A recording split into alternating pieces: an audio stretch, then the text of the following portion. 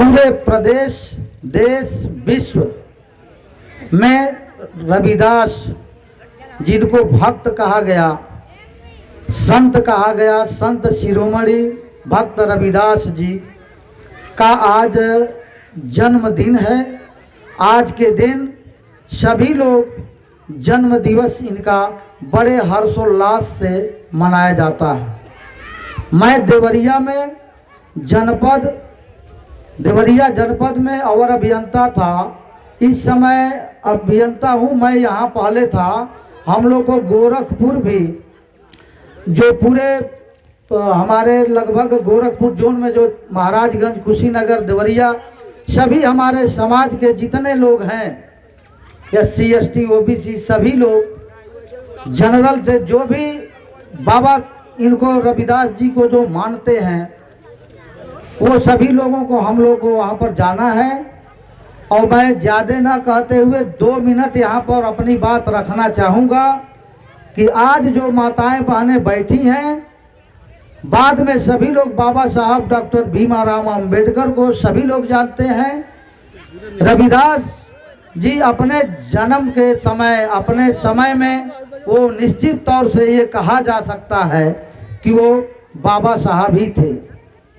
बाबा साहब के दूसरे रूप थे जो रविदास जी हमेशा से विरोध करते आए। अपने समाज को जो छुआछूत का उस समय था, जो अनाज पानी हर चीज़ ये किसान पैदा करता है, लेकिन उस समय ये चरम सीमा पर थी कि उस समय रविदास जी ने इसका कड़ा विरोध किया। और विरोध में जो हम लोग रामचरितमानस, चूँकि ये सार्वजनिक मंच है, हम लोग सरकारी आदमी हैं, सरकारी कर्मचारी हैं, इसलिए हम लोग अन्य जगहों पर या अन्य चीज़ पर टिप्पणी नहीं करना चाहेंगे। लेकिन जो कहा हुआ है, रविदास जी हों, ज्योतिबा फूले हों, हमारे मान्यवर साहब जो भी हों, जो सच्चाई है उसको रोकने से, कहने से कोई रोक नहीं पाएगा।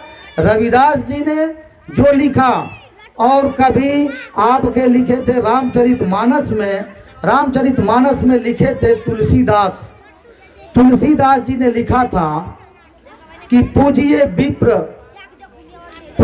विप्र ज्ञान सकल गुणहीना, न पूजिए शूद्र जो हो ज्ञान प्रवीणा।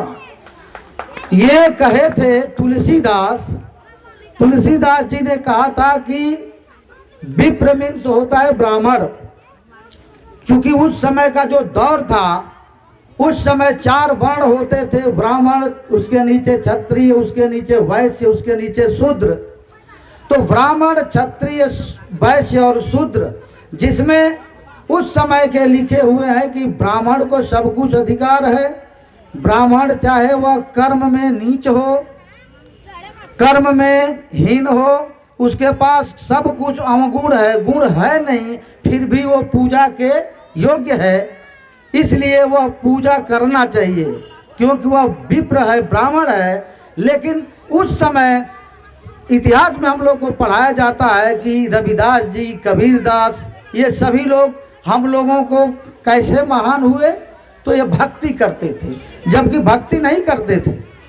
अगर भक्ति करते तो इन्होंने कहा था कि ब्राह्मण को मत पूजिए जो होवे गुणहीन। इन्होंने कहा था कि ब्राह्मण को मत पूजिए जो होवे गुणहीन, चरण पूजो चंडाल के जो हो ज्ञान प्रवीण। इन्होंने यही कहा था कि हमें जो गुण में हीन है उसका पूजा नहीं करनी चाहिए। अगर चंडाल है, चंडाल का मतलब कि जो मरने के बाद जहाँ पर लाशें जलाई जाती है, वहाँ पर जो लोग होते हैं उनको चांडाल बोला जाता है। अगर उससे हमें ज्ञान मिलता है तो उसकी भी पूजा करनी चाहिए। ऐसे थे हमारे संत रविदास जी, जिन्होंने अपने समाज के लिए लड़ा। कबीरदास जी ने लड़ा।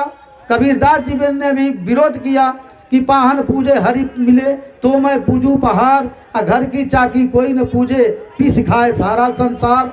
यानी कि वो भी विरोध करते थे, कबीरदास जी भी विरोध करते थे, और क्या पाखंडवाद से विरोध करते थे।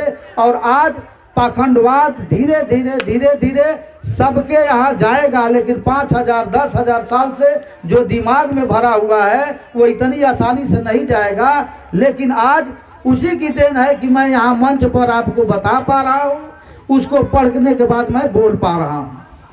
इसके बाद हम लोग को बहुत ज़्यादा समय न लेते हुए आप लोगों ने हमारी बातों को विचार लेते हुए बड़ी अच्छी से आप लोगों ने सुना, इसके लिए पुनः आप लोगों का एक बार आभार व्यक्त करते हुए अपनी बातों को एक बार रविदास जी के जन्मदिन की हार्दिक शुभकामनाओं के साथ अपनी बात को समाप्त करते हैं। जय भीम, जय भारत।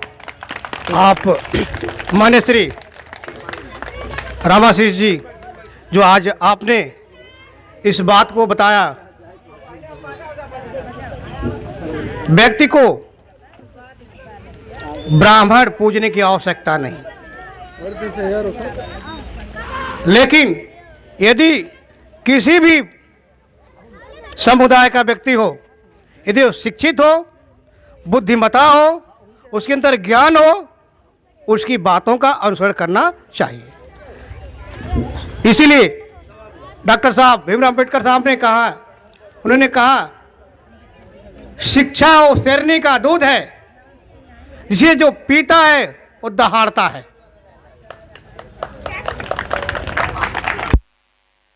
सो आपका बहुत बहुत धन्यवाद माननीय श्री रामाशीष जी। और इसी कड़ी में चाहते हैं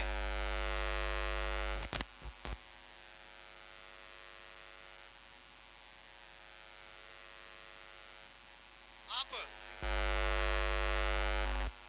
अपने भाई जो हर समय हर मौसम में एक भाई के समान कंधे से कंधे मिलाकर चलने वाले